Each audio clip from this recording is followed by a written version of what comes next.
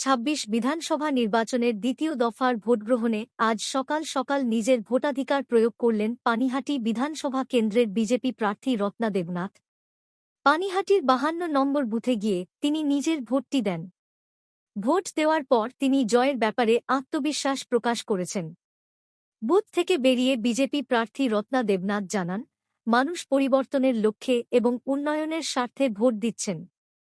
দীর্ঘ লাইনে দাঁড়িয়ে থাকা ভোটারদের উৎসাহ দেখে তিনি অত্যন্ত আনন্দিত। পানিহাটির লড়াইয়ে এবার পদ্মফুল ফুটবে বলেই দাবি তাঁর। এখানে মেশিনটা মনে হলো আমার অনেক দেরিতে সাউন্ডটা হচ্ছে। সাউন্ডটা মেশিনটা মনে হচ্ছে ডিস্টার্ব আছে, সাউন্ডটা অনেক দেরিতে আসছে। এটা কেন হচ্ছে জানি না। হ্যাঁ জানিয়ে এলাম যে মেশিনটা দেরিতে যে আওয়াজটা দেয়, বিপ দেয়, ওটা দেরিতে হচ্ছে।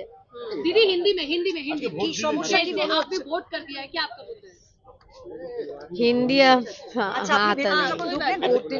সমস্যাটা কি হলো?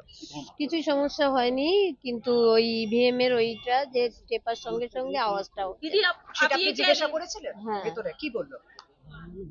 বললো এরকম হচ্ছে, মেশিনটা বোধহয় খারাপ আছে। दीदी आपने क्या आप ये कह रही कि ईवीएम मशीन में कुछ प्रॉब्लम है, बटन आप जब पुश कर रही थी ऐसा? হ্যাঁ আমার তো সমস্যা হয়েছে, কিন্তু আগেও বলছে যে এটা সমস্যা হয়েছে। অফিসার को ये बात कही है? অফিসারকে বলেছেন এই কথাটা? এটা 52 নম্বর বুথ। অফিসারকে বলেছেন এই কথাটা? না বলিনি। না জানাবো মানে যারা আমাদের এখানে বসে আছে তাদের বললাম। তো ওনারা বললো যে মেশিনটা খারাপ হয়েছে না মনে হয় খারাপ হয়েছে, কি বলছেন? কিছু বলেনি। আচ্ছা দিদি আপনার কাছে কোনো রিপোর্ট এসেছে দেখবেন, মানে যদি কোনো সমস্যা থাকে আপনি কি কথা বলবেন? হ্যাঁ কি কথা বলবেন?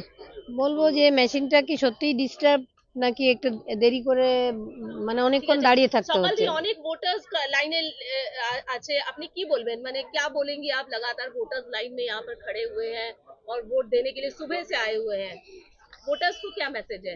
সবাইকে অশেষ অশেষ ধন্যবাদ। সবাই ঘর থেকে বেরিয়ে আজকে সবাই আগে ভোট দিতে এসেছেন, এটা সত্যিই খুব ভালো লাগছে। আর যেন কোনো রক্তারক্তি না হয়, নির্বিঘ্নে ভোট হোক, এটাই আমি চাই।